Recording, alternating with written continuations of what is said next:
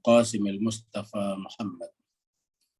Allahumma salli ala Muhammad wa ali Muhammad. Allahumma salli ala Muhammad wa ali Muhammad wa ajil faraja sahih. Wa ala alihi wa sahbihi wa man tabi'ahum bi ihsan ila yaumil amma ba'd. Bapak Ibu yang sangat berbahagia, pertama-tama kita bersyukur kita bersua dalam keadaan sehat walafiat, dan pertemuan kita pada malam hari ini meneruskan pelajaran Irfan. Irfan ini, Pak sekalian yang baru hadir, yang baru bersama dengan kita, adalah boleh dikata satu tema dengan pembahasan hikmah kita. Sama-sama berbicara juga tentang wujud.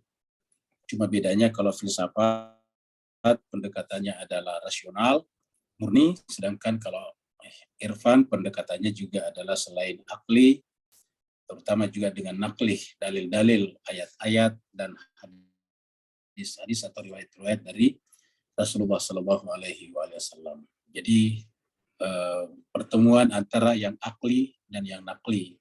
Sedangkan kalau tadi filsafat itu murni akli, ya. Jadi murni akli. Jemaah sekalian, mari kita masuk ke screen untuk melihat pembahasan kita.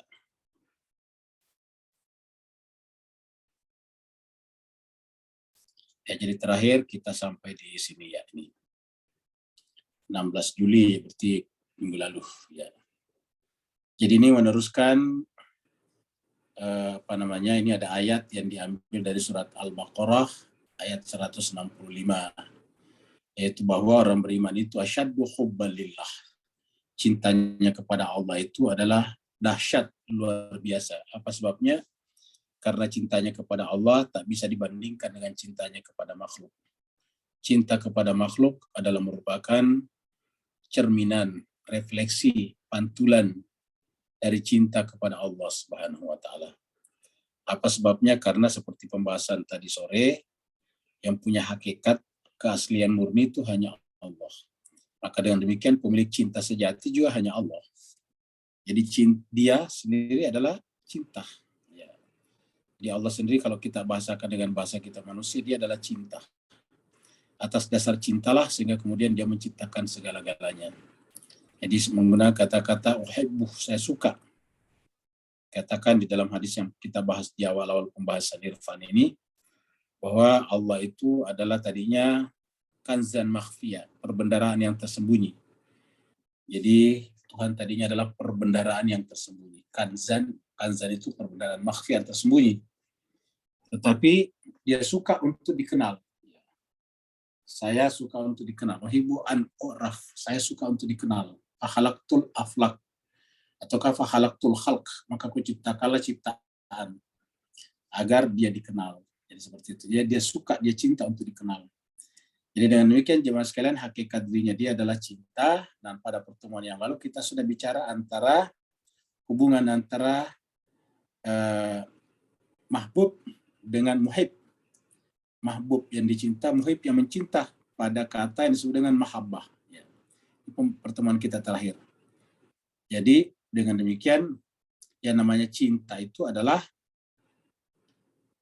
terpenuhinya hubungan antara pecinta dan dicinta.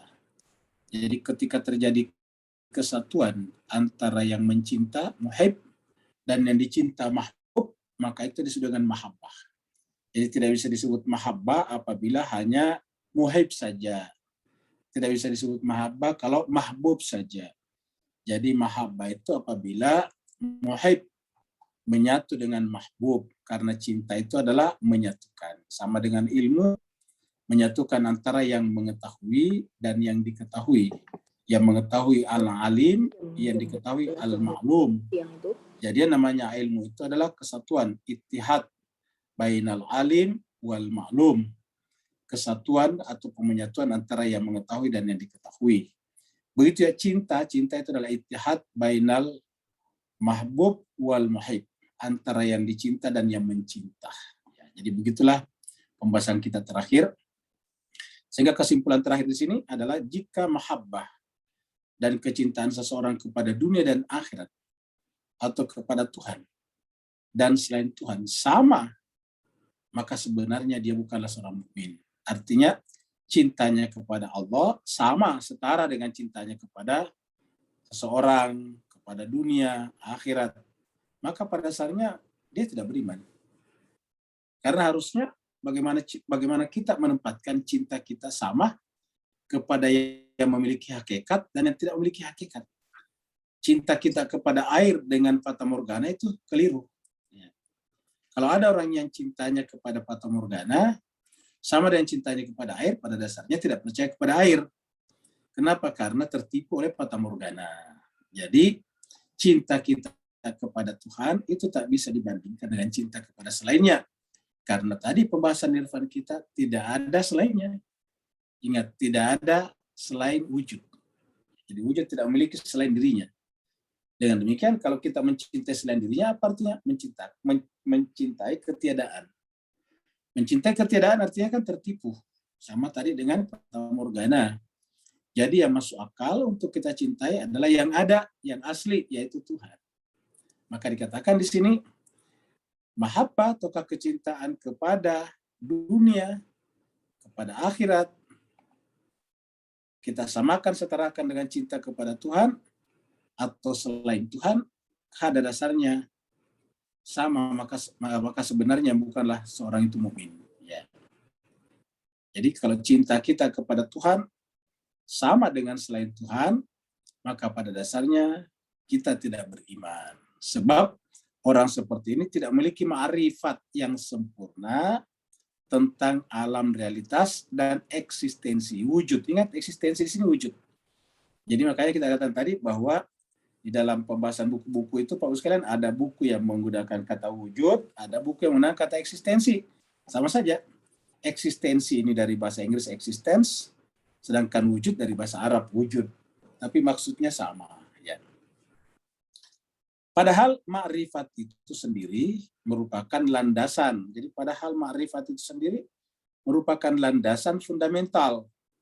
Ya, landasan mendasar mahabbah dan kecintaan kepada sesuatu. Jadi ma'rifat kepada dia, kepada yang esa, itu merupakan landasan fundamental, landasan paling kokoh, landasan paling kuat, paling mendasar. Mahabbah, cinta, dan kecintaan terhadap sesuatu. Jadi artinya kecintaan kepada sesuatu menjadi goyah, menjadi runtuh kalau kecintaan kepada Allah juga runtuh. Dan kecintaan kepada Allah tidak akan ada kalau kita tidak ma'rifat kepadanya dengan sempurna. Jadi kalau kita tidak memiliki ma'rifat kepadanya dengan sempurna, ya berarti kita tidak mungkin mencintainya, Bapak Ibu sekalian. Nah, jadi ini ada dialog singkat yang ditulis dalam bentuk paragraf antara Majnun dan Laila. Ya, Laila dan Majnun. Ya, jadi kita sampaikan sekalian, Laila dan Majnun itu bagi orang awam itu adalah cerita romantis, cerita percintaan antara seorang pecinta yaitu Majnun. Majnun itu artinya gila karena cintanya kepada seorang putri yang namanya Laila.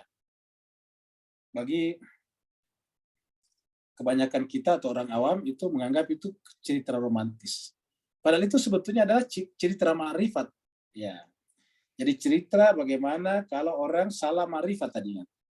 Kalau ma'rifatnya tidak benar tadi. Jadi kalau ma'rifatnya tidak sempurna, maka dia akan bermasalah. Karena ma'rifat itu merupakan landasan yang paling penting. Nah, maka digambarkanlah bagaimana caranya ma'rifat yang salah ini. Ataukah cinta yang mahbubnya salah. Jadi muhibnya benar, tetapi mahbubnya salah. Yang dicintai itu salah, keliru. Nah, diceritakanlah di sini cerita atau kisah percintaan antara Laila dan Majnun. Ya. Antara Laila dan Majnun. Jadi katakan di sini Nizami di sini penulisnya. Ya. Jadi di akhir cerita Laila Majnun, ingat Laila Majnun ini judul buku ya, dan di pemerannya juga utamanya adalah Majnun dan Laila. Jadi cuma sekalian, jadi kalau Bapak Ibu belum pernah baca buku ini, saya singkatkan sedikit. Itu adalah Laila Majnun ini. Ditulis oleh Nizami. Itu adalah seorang yang bernama Majnun. Nama aslinya ini Qais, ya, Qais.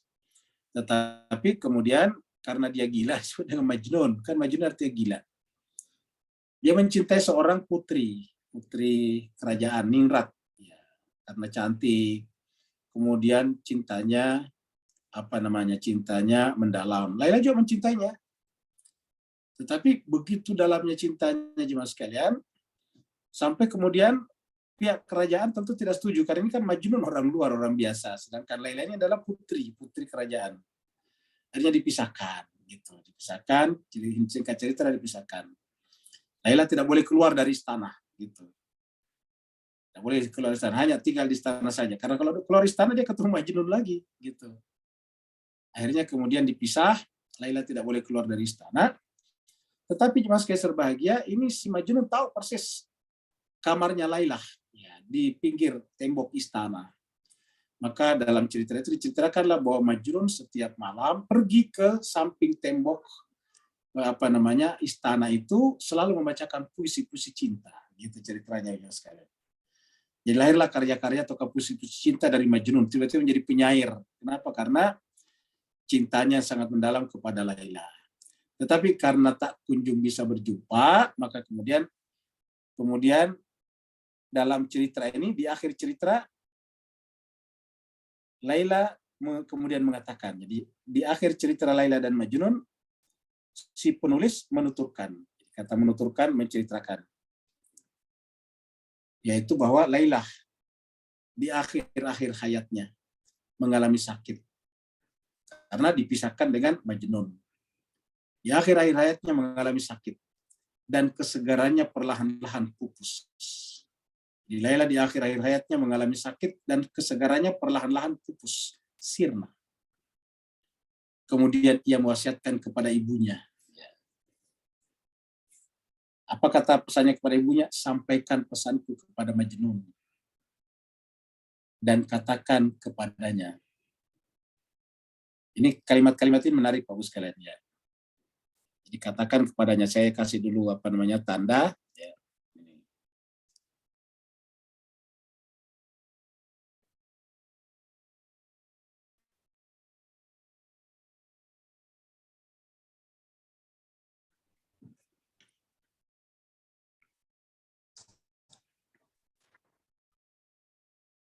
Ya kita kasih tanda dulu. Nah, baru kita baca.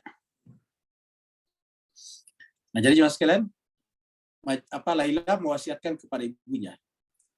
Kata Laila kepada ibunya, wahai ibu, sampaikan pesanku kepada Majnun dan katakan kepadanya, jika ia ingin memilih kekasih, janganlah memilih teman dan kekasih seperti aku ini.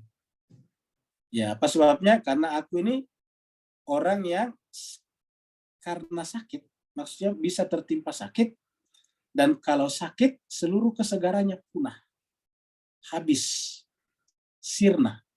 Maka dia menyarankan kepada Majnun, ambillah teman yang langgeng dan tidak pernah musnah. Nah, ini kan kata-katanya di situ Pak Ustaz. Jadi ambillah teman, ambillah kekasih, ambillah mahbub yang dicinta, yang langgeng dan tidak pernah musnah. Karena saya, kata Laila, adalah seorang kekasih yang juga sirna, yang juga lama-kelamaan akan punah. Ya. Maka ambillah teman, ambillah kekasih. Kalau dia memang adalah muhib yang baik, maka carilah mahbub yang dicinta, yang langgeng, yang kekal, yang tidak mengalami perubahan, yang tidak pernah musnah dan sirna. Nah, artinya apa jemaah sekalian? Setiap orang mencintai selain Tuhan pasti keliru. Kenapa? Karena yang dicintai selain Tuhan itu juga adalah akan musnah juga, akan punah juga. Nah, ketika cinta kita tetap, padahal yang kita cinta itu berubah dan semakin punah, apa artinya? Kita akan mengalami kekecewaan demi kekecewaan, dan pada akhirnya harapan kita pupus dan musnah sama sekali. Maka seperti pesan Laila di sini, ambillah teman yang langgeng dan tidak pernah musnah, dan satu-satunya teman yang langgeng dan tidak pernah musnah, satu-satunya kekasih, satu-satunya mahbub yang tidak pernah berubah, yang langgeng dan tidak mengalami kemusnahan dan kepunahan, adalah Allah Subhanahu wa taala, karena dia adalah wujud yang sifatnya murni dan mutlak, tidak mengalami perubahan, dia sempurna. Nah, jemaah sekalian, jadi inilah tadi.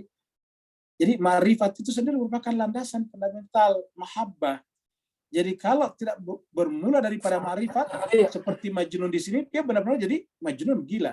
Maka oleh sebab itulah, supaya tidak mengalami kegilaan yang seperti itu, maka harusnya dia mencintai yang sesuatu yang langgeng dan tidak pernah punah dan tidak musnah. Nah, kalau kita mencintai ataukah kita mengambil sebagai mahbub zat yang tidak pernah punah, tidak pernah sirna dan tidak pernah musnah, maka cinta kita juga adalah abadi. Cinta yang abadi akan tetap abadi apabila yang dicintai juga sifatnya abadi. Oleh karena itu, ma'rifat akan memberikan kecintaan hakiki. Jadi ma'rifat memberikan kecintaan hakiki. Jadi kalau tidak ma'rifat, kecintaannya pasti tidak hakiki. Ini yang menyebabkan kekacauan dalam kehidupan manusia. Dan kelalaian serta ketidaktahuan akan melahirkan kecintaan. Jadi lalai dan tidak tahu lawan daripada ma'rifat. Ya, jadi jemaah sekalian, ini adalah lalai dan tidak tahu adalah lawan daripada ma'rifat di sini. Jadi lalaian ma'rifat. Jadi kalau dia tidak ma'rifat berarti dia lalai. Walaupun tidak menyadari kalau dia lalai. Tapi pada ujungnya dia akan tahu, oh ini akibatnya. Jadi kelalaian dan ketidaktahuan akan melahirkan kecintaan palsu. Nah ini dia. Jadi setiap kecintaan kita kepada selain Allah itu adalah palsu. Jemaah sekalian, peristiwa Idul Adha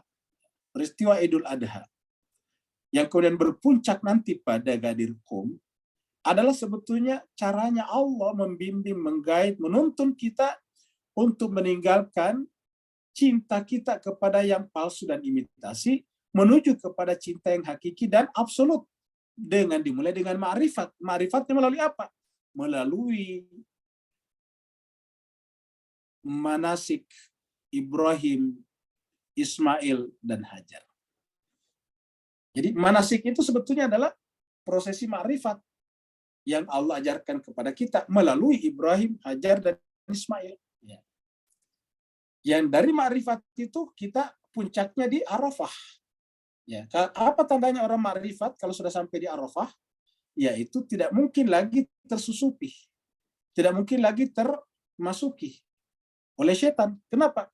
Karena orang yang sampai pada ma'rifat yang benar, maka otomatis merejeksi, menolak setiap setan.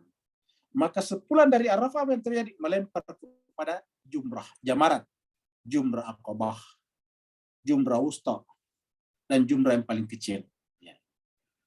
Jadi jemaah sekalian, apa artinya pada setiap level yang paling bawah, level tengah sampai level paling atas, ya. Setan tidak mungkin masuk. Ya. Jadi setiap yang kita cintai selain daripada dia, pada dasarnya adalah setan yang menyusup masuk ke dalam diri kita. Maka kita katakan tadi, cinta kepada selain Allah benar apabila merupakan refleksi, cerminan, pantulan dari cinta kita kepada Allah, karena hakikat cinta adalah mencintai sesuatu yang sifatnya tetap, abadi, langgeng, tidak musnah, tidak punah. Ya, dan itu hanya satu yang kita bicarakan tadi sore, wujud yang sifatnya murni dan absolut. Nah, jadi jemaah sekalian, berhati-hatilah kita ini dengan kecintaan palsu dan imitasi. Ini yang membuat banyak orang bermasalah dalam hidupnya. Kenapa? Karena dia menganggap pasangannya atau siapapun juga adalah mahbubnya yang sejati, padahal tidak. Mahbub yang sejati hanya satu, Allah. Istri, pasangan, suami, anak, orang tua, semuanya adalah merupakan pantulan saja. Pantulan itu artinya seperti kalau kita di siang hari dalam rumah itu kan terang juga.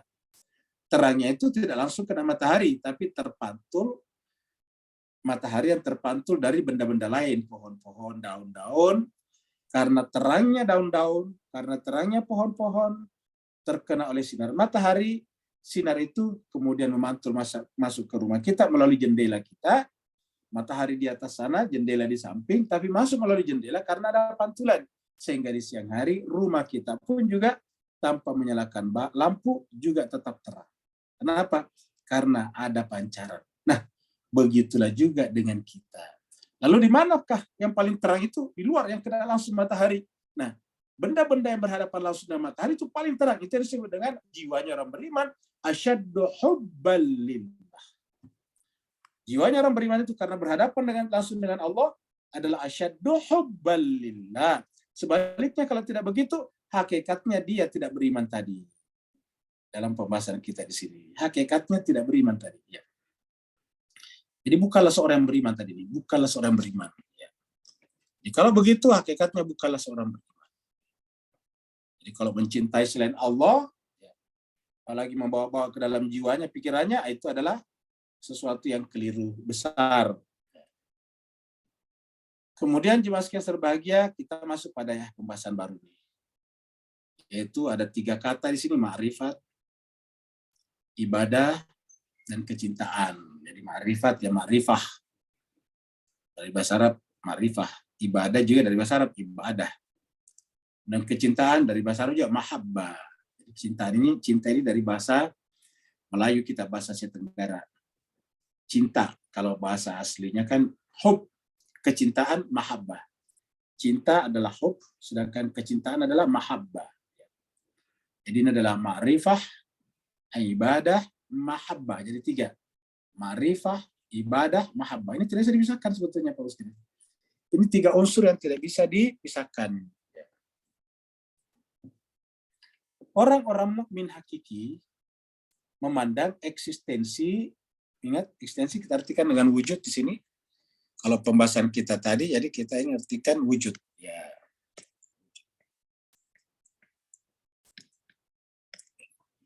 Kalau pembahasan tadi sore adalah wujud ya. Jadi orang-orang mukmin hakiki memandang wujud memiliki ketunggalan itu tadi, tunggal dan esa.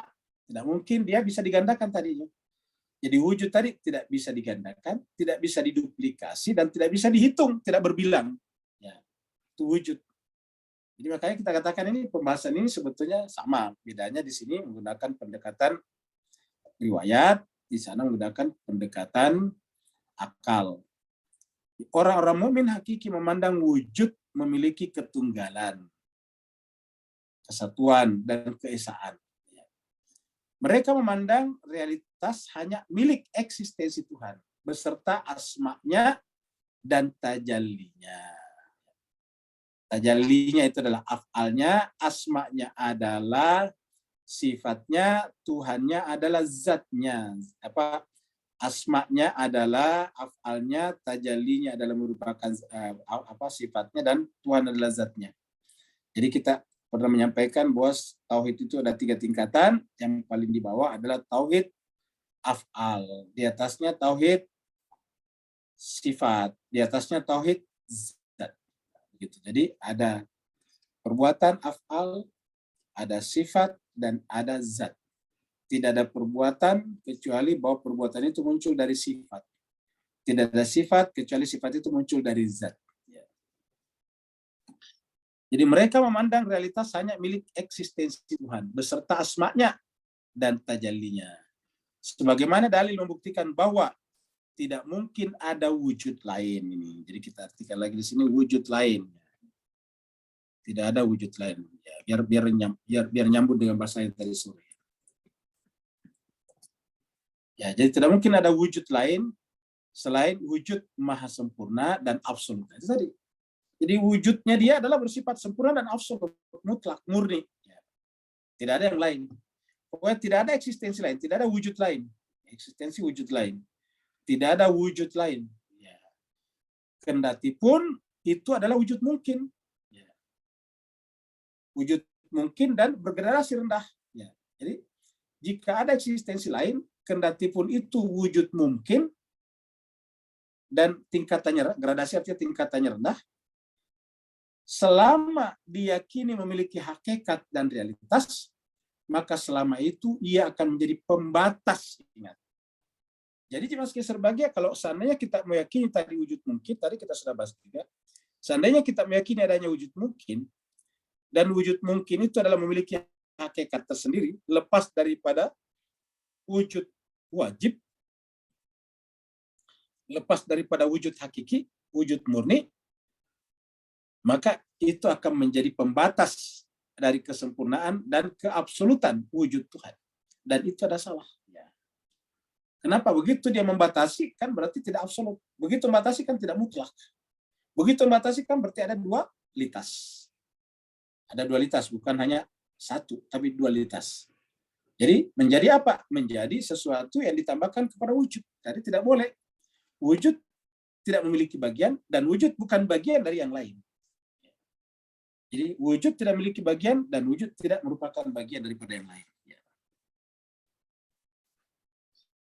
Kalau kita membatasi kesempurnaan absolut atau kesempurnaan mutlaknya Tuhan, ini menyalahi statement.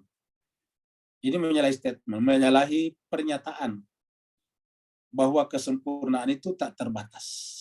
Ya, sempurna tak terbatas, kesempurnaan Tuhan tak terbatas dan absolut. Ya, jadi menyalahi statement kesempurnaan tak terbatas dan absolut daripada eksistensi Tuhan, wujud Tuhan. Karena begitu ada yang terbatas tapi dibatasi, ya berarti tidak terbatas. Kita mengatakan tidak terbatas tapi ada yang batasi, kan berarti salah.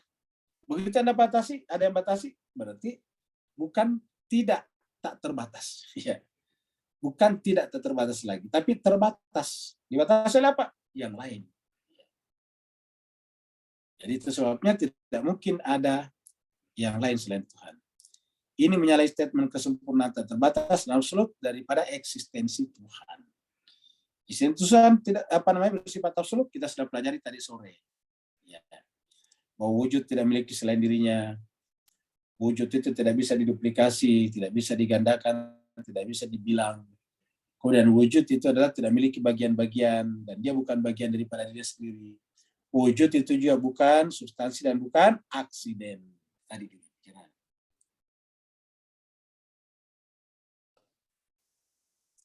Nah sekarang, itu adalah marifat kepada wujud. Sekarang, ibadah kepada Tuhan tidak mungkin terrealisasi secara maksimum, secara maksimal dan sempurna tanpa dibarengi dengan ma'rifat yang sempurna kepadanya. Jadi kata-kata ini Bapak sekalian perlu kita camkan ini. Di mana kita merasa dangkal dengan ibadah kita. Nah, ini adalah tanda bahwa kita belum ma'rifat kepadanya. Saya pernah ditanya seseorang, Pak Ustadz, kenapa kalau saya beribadah itu rasa-rasanya kok hambar, kan begitu, kata dia. Ya, terlalu berat rasanya mengingat Tuhan kalau salat. Saya bilang itu sebetulnya Bu, sifat itu caranya Tuhan untuk mengingatkan kita bahwa kita itu belum ma'rifat secara sempurna. Orang itu kayak keberatan. Dari mana Pak Ustadz tidak mengatakan tidak ma'rifat secara sempurna? Ya dia lupa. Ya pernyataannya sendiri yang mengatakan dia hampa, kan begitu.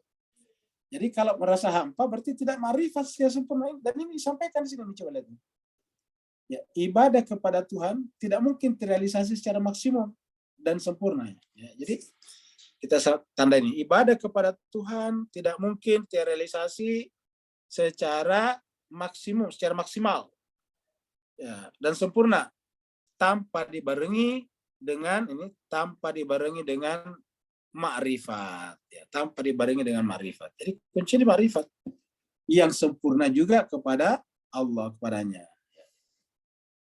Jadi ini harus kita lihat. Jadi ibadah tidak mungkin. Jadi sama-sama kita ibadah. Misalnya ambillah sholat, salah satu bentuk ibadah. Nabi kan sholat juga. Ya. Kita sholat juga. Kalau di mana bedanya? Kan Nabi sholatnya sama dengan kita, berdiri, ruku, sujud. Karena sholatnya kita contoh pelajari dari Nabi. Lalu di mana bedanya kalau Nabi sholat sama kita? Yaitu bahwa sholatnya Nabi berangkat dari ma'rifat yang sempurna kepada zatnya. Sedangkan sholatnya kita lebih kepada ikut-ikutan. Ya, kebiasaan yang dibiasakan orang tua kita. Apakah itu salah? Tidak salah, cuma jauh dari sempurna. Ya, ingat. Kalau kita mengatakan itu salah, berarti kita menyalahkan orang tua kita. Orang tua kita telah melaksanakan tugasnya dengan mulia, yaitu mengajari kita sholat. Tetapi adalah tugas kita setelah akil balik untuk mencari pemaknaan, makna daripada gerakan dan bacaan-bacaan kita di dalam sholat. Semuanya itu adalah sumber pengetahuan untuk ma'rifat kepada Allah. Seperti contohnya misalnya kita salat. Kok kenapa salat itu yang dibicarakan dalam Al-Quran adalah berwudu. Jadi kalau kita salat itu berwudu. Ya ayyuhalladzina amanu idza qumtum ilas shalah faghsilu wujuhakum dan seterusnya. Orang beriman apabila kalian salat maka usaplah, basuhlah wajah kalian dan tangan kalian. Wamsahu birusikum dan usaplah kepala kalian, warjulakum dan kaki-kaki kalian. Nah, seperti itu. Akhirnya disebutkan kok kenapa wudu disebutkan. Nah, wudu itu dalam bahasa Al-Quran dan agama adalah bentuk pensucian. Ya, apa namanya bentuk pensucian? Coba kita lihat mas sekalian. Kenapa wudu itu mutlak air? Kecuali kalau tidak ada air baru boleh pakai debu yang suci. Kenapa mesti harus air? Debu yang suci itu terpaksa kalau tidak ada lagi air. Namanya tayamum. Nah sekarang kenapa kalau kita wudu pakai air? Karena secara zahir air itu menghilangkan kotoran. Jadi air itu menghilangkan kotoran. Nah, wudu itu adalah menggunakan air karena itu adalah disimbolkan sebagai bentuk pensucian jiwa. Jadi pada saat kita akan sholat, apa yang harus kita lakukan? Membersihkan diri, jiwa kita dari ingatan-ingatan kepada benda-benda dan selain daripada Allah SWT. Karena kalau jiwa kita diisi dengan itu semuanya, menunjukkan kita tidak ma'rifat yang sempurna kepadanya, dan menyebabkan ibadah kita nantinya itu adalah terasa hampa dan hambar. Maka di sini dikatakan ibadah kepada Tuhan tidak mungkin terrealisasi secara maksimum dan sempurna tanpa dibarengi dengan ma'rifat yang juga sempurna kepada Allah SWT. Kendati ibadah itu sendiri merupakan mukaddimah dan persiapan untuk meraih ma'rifat yang lebih sempurna. Jadi salat sendiri adalah merupakan kendaraan. Ya. Di sini disebut dengan mukaddimah, persiapan, ya, preparasi untuk meraih ma'rifat yang lebih sempurna kepadanya. Jadi pertama kita berwudu. Ya. Kenapa? Karena kita membersihkan jiwa kita, membersihkan niat kita, membersihkan interest kita, membersihkan harapan-harapan hampa kita selain daripada Allah, membersihkan apa saja yang ada dalam diri kita yang orientasinya bukan kepada wujud yang tunggal yang sempurna. Kita sucikan. Setelah kita sucikan, Pak Bos sekalian, sebelum kita takbir, apa yang harus kita lakukan? Berdiri tegak menghadap ke kiblat. Apa itu kiblat? Yaitu Baitullah. Jadi menghadap ke Baitullah. Artinya apa? Wudu adalah persiapan untuk melakukan safar. Dan pada saat kita salat, maka safar itu pun dimulai. Mana orientasinya? Baitullah. Orientasinya Baitullah. Kenapa? Karena di sana ada Allah. Jadi ujungnya Allah, tapi melalui Baitullahnya. Ya. Baitullah itu siapa? Baitullah itu adalah manusia suci. Ibrahim pada saat itu adalah Baitullah. Jiwanya Ibrahim adalah Baitullah. Jiwanya Ismail adalah Baitullah. Jiwanya Hajar adalah Baitullah. Jiwanya para nabi dan rasul dan jiwanya para imam adalah merupakan Baitullah. Ya. Semuanya harus bergerak ke sana. Jadi pada saat kita takbir, sebelum takbir maksudnya menghadap dulu orientasinya benar. Persis seperti Bapak Ibu sekalian kalau ingin bepergian, maka yang pertama dilakukan adalah sebelum jalan adalah men-setting, mengatur dulu map-nya, perjalanannya, peta perjalanannya. Kita mau kemana? Kita bilang ke Google, saya mau ke sana, ini kasih alamatnya. Maka Google nanti menjawab, ini alamatnya ditunjukkan di situ. Oh iya benar. Situ nanti ada, kalau kita ke sana pakai motor, sekian lamanya. Jalan kaki, sekian lamanya. Bawa mobil, sekian lamanya. Itu kan Google Maps seperti itu. Dia menyampaikan kepada kita. Ya, lewatnya nanti di sini nih supaya lebih cepat. Nah, jadi Bapak Ibu Jemaah sekalian, jadi Google Map itu adalah penuntun kepada kita untuk sampai kepada tujuan. Jadi Google Map artinya kita men-setting, kita mengatur dari awal tujuan perjalanan kita. Nah, maka pada saat kita sebelum sholat, sebelum takbir harus wajib mencari kiblat Baitullah di mana posisinya. Setelah itu baru kita menghadap ke sana. Kenapa disetting? Tujuannya kemana? Ke Baitullah. Ke Baitullah. Bisakah kita mengenal Baitullah kalau tidak mengenal Allah? Tidak bisa. Kalau kita tidak mengenal Allah lalu mengenal Baitullah, pasti salah memahami Baitullahnya. Seperti tadi yang kita tadi sore katakan, banyak orang menyembah bukan Allahnya tetapi Baitullahnya, sehingga ada ayat mengatakan falyabudu rabbah hadzal bait. Hendaklah mereka menyembah pemilik Tuhan ini. Pemilik rumah ini, Tuhannya rumah ini. Rabbah hadzal bait.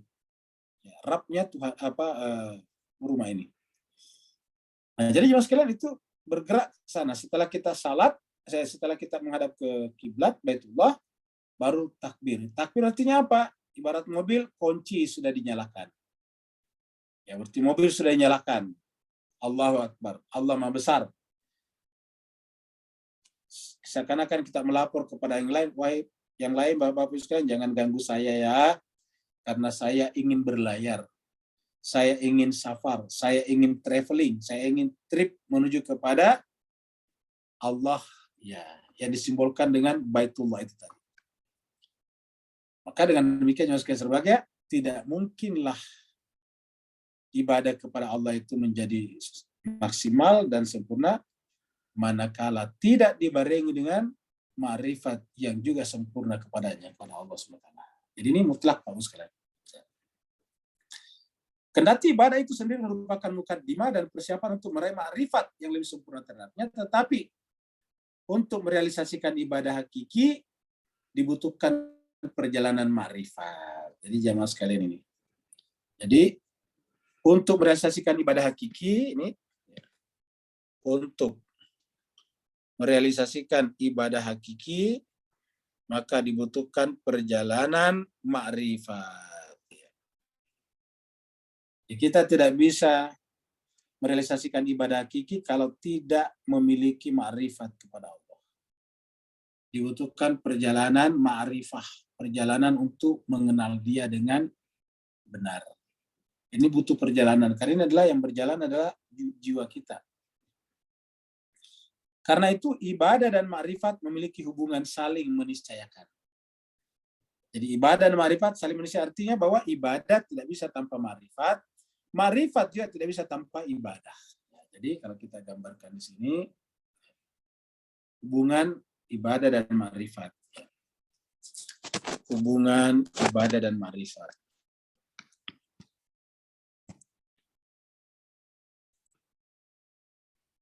Ibadah dan ma'rifat. Kita gambarkan, dia akan seperti ini. Ini adalah ibadah. Ini adalah ma'rifah.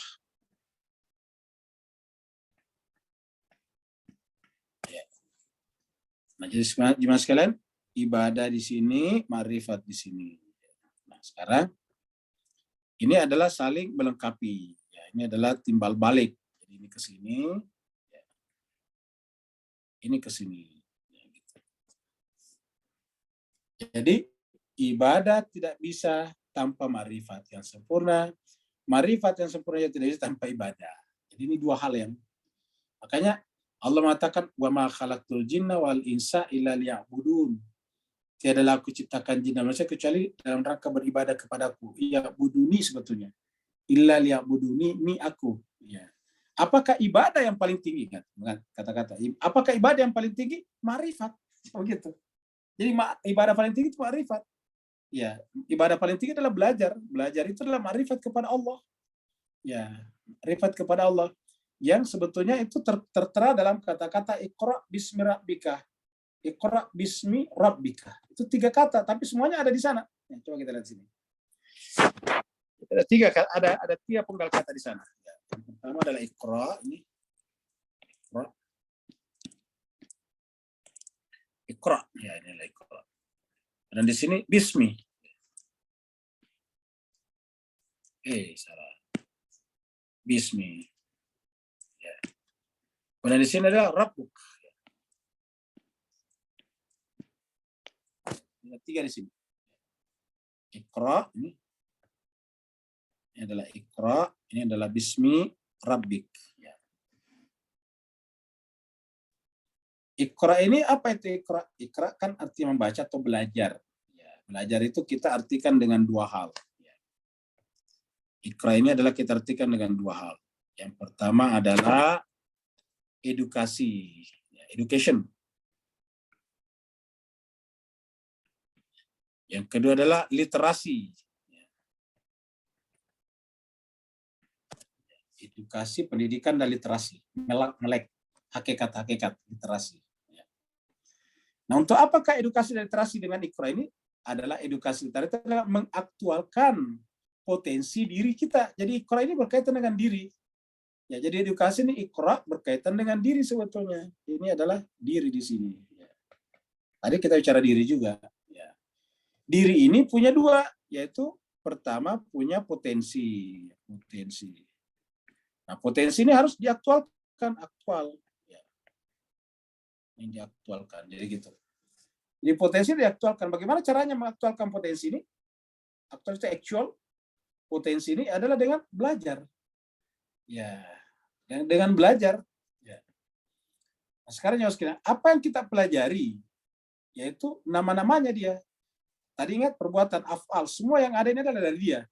Jadi yang kita pelajari itu adalah perantara untuk sampai kepada dia. Ya. Jadi biismi itu perantara. Perantara itu adalah mulai daripada science, ya. Ini kita sebut science. Science di sini baik yang eksakta ataupun non eksakta. Jadi ini adalah sains, ya. Sains, ya. Kalau orang Indonesia, Pak Bus, kalau yang di Singapura ini kita dinamakan juga sains, ya. Bukan science tapi sains, ya. Yang kedua adalah filsafat. Ya. Filsafat. Yang ketiga apa? Yang ketiga adalah irfan. Ya. Nah, ini ma'rifat ini. Ya, ini adalah sains, filsafat, irfan ini berturut-turut ini. Sains ini adalah memudahkan hidup kita, filsafat ini mengasah akal pikiran kita, irfan itu membuat kita merasakan si pemilik nama di sini. Siapa yang kita rasakan? Rabbuk. Nah, ini dia Rabbuk. Ya. Jadi sampailah kita di sini nih. Ya. Jadi begitu Rabbuk ini bicara tentang apa? Bicara tentang teologi, bicara tentang hakikat. Ya. Kita bicara tentang hakikat di sini. Ya. Jadi Rabb itu adalah wujud. Ya. Di sini adalah tentang wujud. Ya. Bicara tentang wujud. Ya. Atau bicara tentang hakikat. Inilah hakikat. Seperti itu Pak sekalian. Bicara dengan zat, satu-satunya zat. Ya. Yang lain tidak memiliki zat. Nah, jadi jemaah sekalian, inilah perjalanan Iqra bismi rabbik. Iqra bismi rabbik. Bacalah dengan menyebut nama Tuhanmu. Ya. Iqra bismi rabbik. Jadi Iqra bismi rabbik, saya sudah 3. Iqra artinya belajar lah, edukasi, literasi lah. Ya, rajin belajar, dan belajar. Kenapa? Karena belajar itu adalah untuk menyempurnakan diri kita dari potensi menjadi aktualisasi. Itu belajar. Jadi tanpa belajar ya tidak bisa terjadi aktualisasi pada potensi diri namanya. Belajar. Makanya ayat pertama turun, Iqra, bukan berdoa lah, bukan berzikir lah, bukan bagi-bagi uang lah, bukan. Yang pertama turun adalah Iqra, bacalah. Kenapa? Dengan belajar kita menyempurnakan diri kita. Karena dengan menyempurnakan diri kita, kita akan memahami nanti kesempurnaan Tuhan. Karena man arafa nafs, maka arafa rabbahu, ini rabbah. Saya mengenal ini nanti akan mengenal ini. Ya. Alat pengenalannya nanti ini sains, filsafat, irfan gitu ya. Ini alat pengenalannya nih. Ya. Dengan menggunakan ini semuanya, maka kita akan sampai kepada wujud, hakikat, dan zat. Nah, jemaah sekalian berbahagia, bedanya dengan budaya barat, budaya pengetahuan barat hanya sampai di sini. Ya. Kalau budaya barat itu hanya sampai di sini saja. Ya, ini. Itu pun juga di sini irfannya dihilangkan, ini irfannya dicoret sama dia. Ya. Ini irfannya dicoret. Dia hanya sains dan filsafat. Ya. Sehingga kemudian kita lihat maju negaranya, maju teknologinya. Tetapi apa yang terjadi kemudian? Mereka menghancurkannya sendiri. Setelah mereka membangun mati-matian, setelah mereka membangun dengan keringat mereka masing-masing, mereka menghancurkannya. Ya, mereka menghancurkannya. Ya. Kalau kita saksikan itu, ya manusia modern ini adalah apa absurd. Ya. Itu adalah bentuk naif ya. Kenapa? Karena sudah membangun. Kalau kita lihat di sini Pak Bu sekalian ya. Kalau kita lihat misalnya di sini ya, di sini. Kalau kita lihat di sini ya. Ya, kita lihat di sini misalnya apa? Misalnya Ukraina. Perang Ukraina gitu. Kita lihat di gambar-gambarnya. Lah, coba lihat Mas sekalian. Nanti kita akan menyaksikan bangunan-bangunan roboh ya seperti ini. Mana di bangunan-bangunannya ya. Nah, kayak gini-gini coba lihat. Ini coba. Ini kan absurd namanya Pak sekalian. Kita jadi bangun mewah, indah dengan arsitektur yang mahal, konstruksi yang mahal, ini hancur-hancur seperti ini. Coba lihat Mas sekalian. Ya. Nah, jadi akan hancur-hancur seperti ini. Coba lihat ini. Akibat perang ini. Ini kan absurd namanya Pak sekalian. Sudah mati-matian kerja keras membangun menabung kerja ini coba kita lihat ini semuanya adalah Ukraina nih sekarang ini Ukraina. Coba Bapak bisa bayangkan mobil-mobil tadinya nih bagus mewah seperti ini ya, ini semuanya ini coba lihat ini Ukraina semuanya Mas kalian ya ini. Nah jadi inilah kenapa, karena berhenti di sini sehingga merusak kerjanya setelah mati-matian melakukan penelitian, membuat university, membuat ilmuwan, akademisi, tetapi apa yang terjadi kemudian mereka menghancurkannya. Itu ini baru Ukraina, belum lagi dengan Perang Dunia Pertama seperti yang kita bikin gambarnya tadi malam. Coba kita lihat di sini, Perang Dunia Pertama.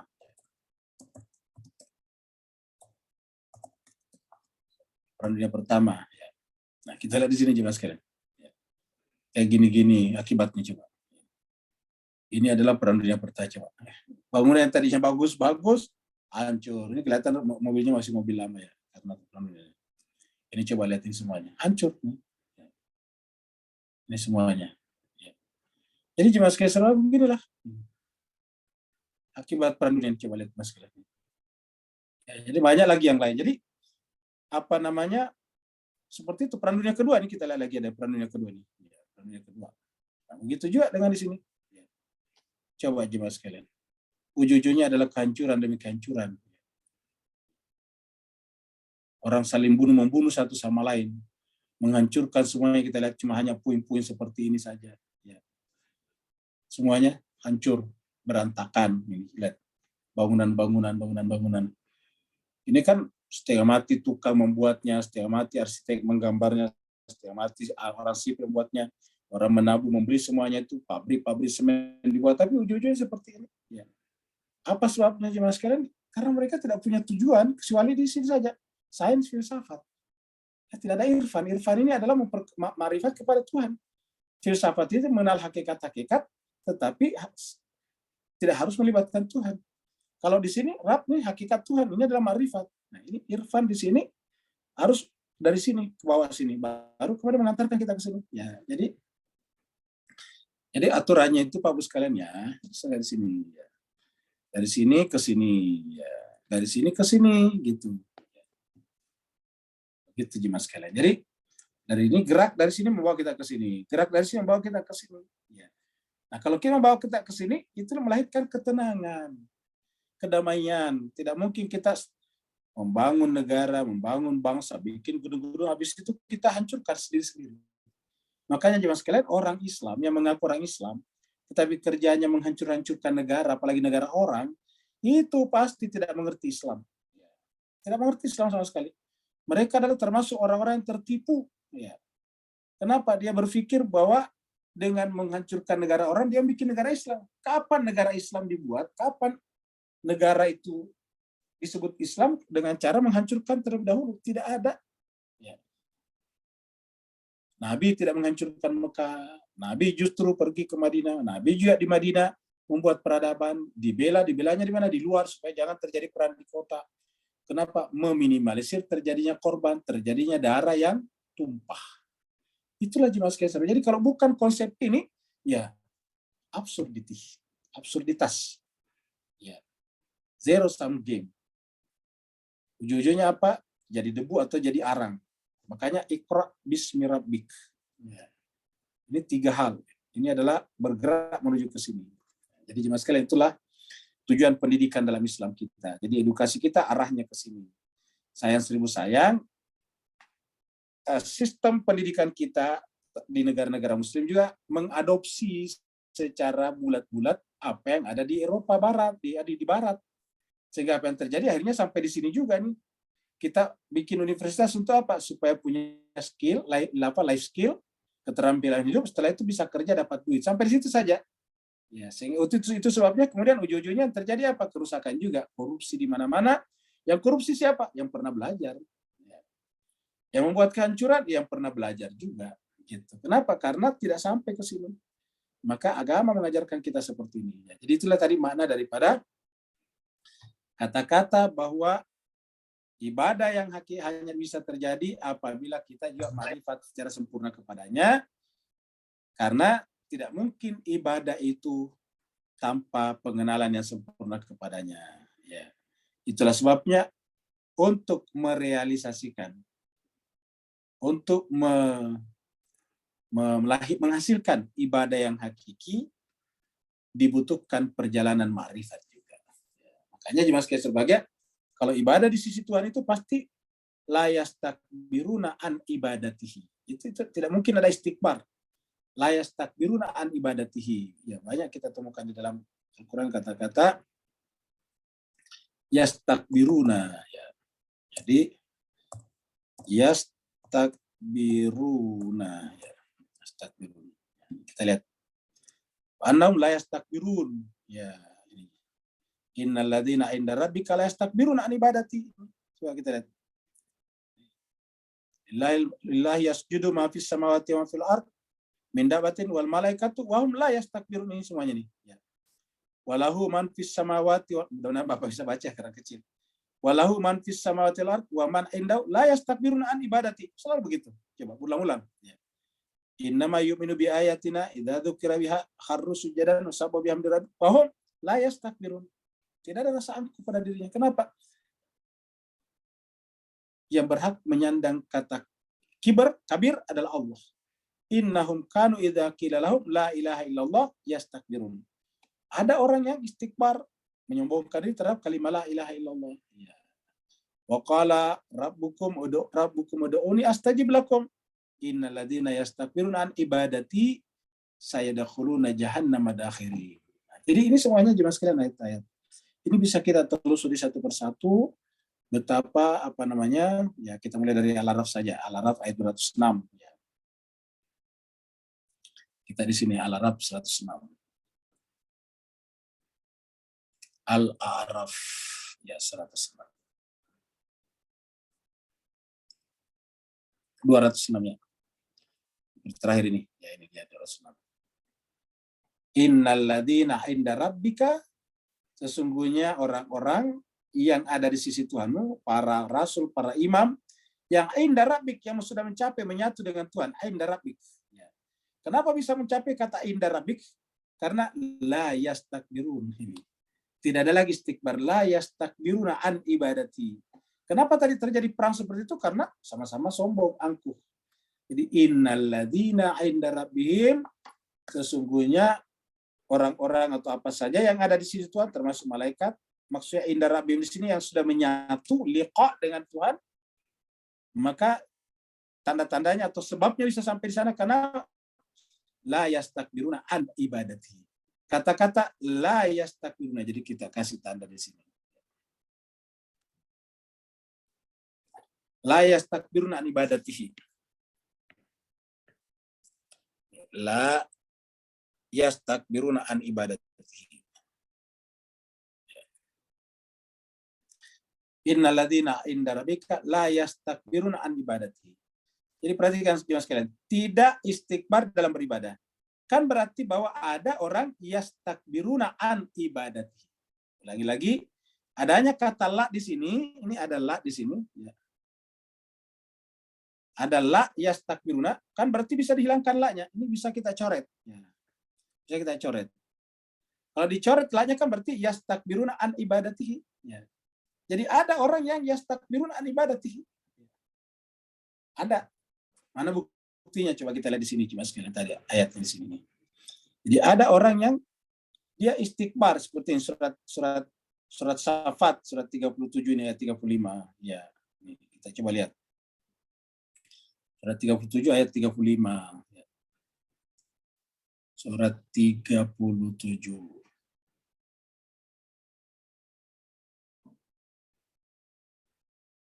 Ayatnya tadi 35.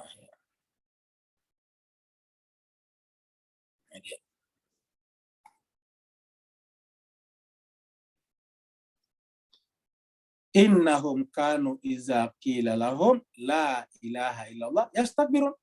Jadi ada orang, mereka ini maksudnya mereka ahli neraka itu kanu adalah dulu di dunia iza qila lahum, apabila dikatakan kepada mereka la ilaha illallah, apa sifatnya? Yastakbirun. Ya. Mereka adalah yastakbirun. Ya. Kalau tadi adalah la yastakbirun.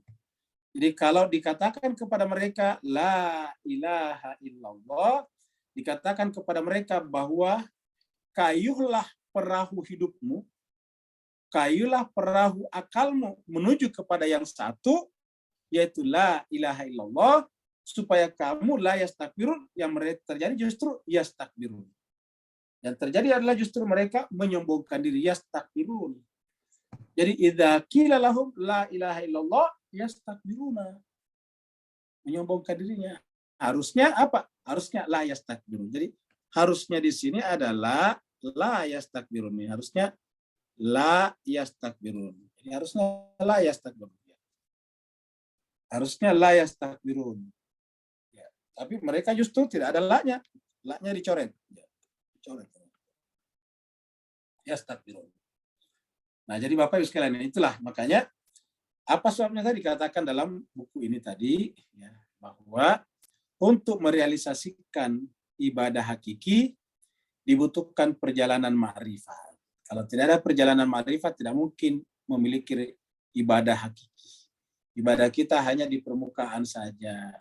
Ibadah kita lakukan karena kita pengen dunia.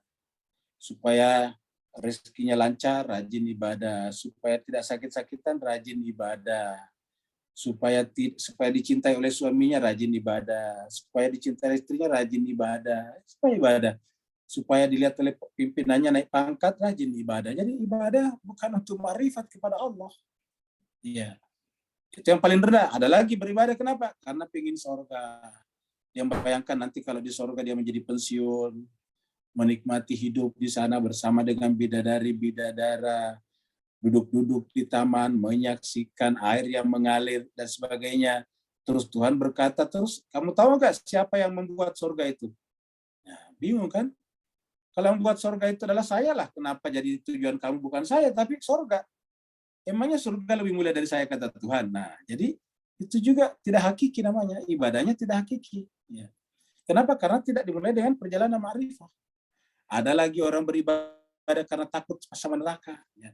Orang yang takut sama neraka artinya apa? Hanya beribadah untuk dirinya, menyelamatkan dirinya. Nah sekarang kalau kamu beribadah untuk dirimu sendiri, terus mana untuk aku, kata Tuhan. Sedangkan aku mengatakan, wa ma khalaqtul jinna wal insa illa liya'buduni, nih kepada aku, kata Tuhan. Terus mana nih kepadaku? Ternyata hanya untuk dirimu saja. Nah jadi jemaah sekalian, hanya satu ibadah yang benar, yaitu ibadah untuk qurbatan ilallah, untuk sampai kepada Allah Subhanahu wa taala. Yaitu tadi la yastakbiruna an ibadati. Karena itu ibadah dan ma'rifat memiliki hubungan saling meniscayakan. Jadi ini tidak bisa dipisahkan, ya. Antara ibadah, ya, dan ma'rifat, ini tidak bisa dipisahkan. Ibadah dan ma'rifat tidak bisa dipisahkan. Ibadat tidak sempurna tanpa ma'rifat, ma'rifat tidak sempurna tanpa ibadah. Jadi karena itu ibadah dan ma'rifat memiliki hubungan saling meniscayakan satu sama lain. Sebagaimana riwayat dari Ismail bin Jabir, di mana dikatakan bahwa Imam Ja'far Shadiq bersabda, ilmu dan amal saling meniscayakan satu sama lain. Barang siapa yang mengetahui dan mengamalkannya, niscaya akan mendapatkan ilmu baru. Jadi begitu. Jadi mas sekalian,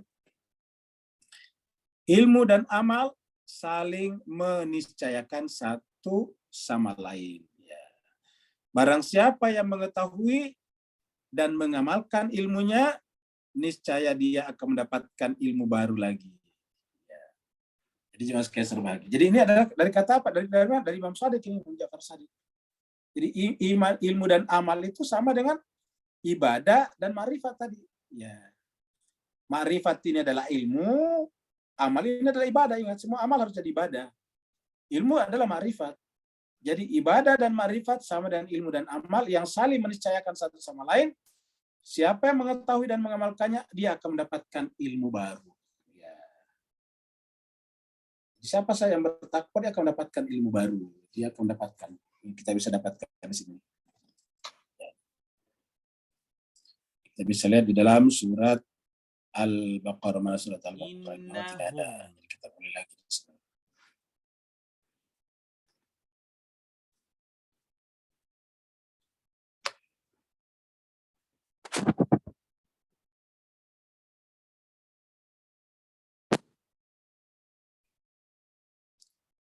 Surat Al-Baqarah 283.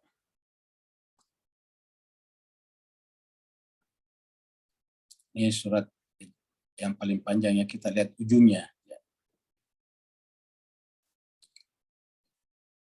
Ayatnya 283.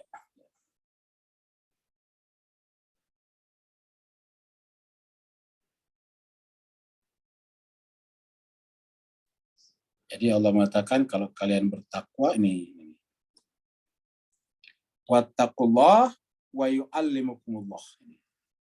Wattaqullah, ini ayat 282. Wattaqullah, dan bertakwalah kepada Allah, wa yu'allimukumullah. Ya. Jadi kalau kita bertakwa kepada Allah, Allah akan mengajarkan kepada kita ilmu. Wattaqullah wa yu'allimukumullah. Ya. Kalau kau bertakwa kepada Allah, Allah akan mengajarkan kepada kamu ilmu baru, ini yu'allimukumullah. Jadi kalau kita ingin Allah ajari kita, seperti nabi-nabi diajari oleh Allah langsung, ya harus takwa kepadanya. Seperti tadi pembahasan di sini tadi. Ya. Kata Imam Ja'far tadi, dia akan mendapatkan ilmu baru. Ya. Berdasarkan ini Allah akan mengajarkan. Kenapa ilmu baru itu dari Allah. Ya. Ini masih di surat Al-Baqarah juga. Kita lihat misalnya ayat 152. Ya. Ya, ini dia. 151 ya. Ada di sini nih. Allah mengatakan begini, kama arsalna fikum, sebagaimana kami mengutus di tengah-tengah kalian seorang rasul, minkum, dari kalangan manusia sendiri, kalangan kalian. Apa tugasnya? Yatlu alaikum, membacakan. Ini membacakan yang ditanyakan Pak Nur kemarin. Jadi kalau yatlu itu membacakan, bukan membaca, tapi membacakan ini.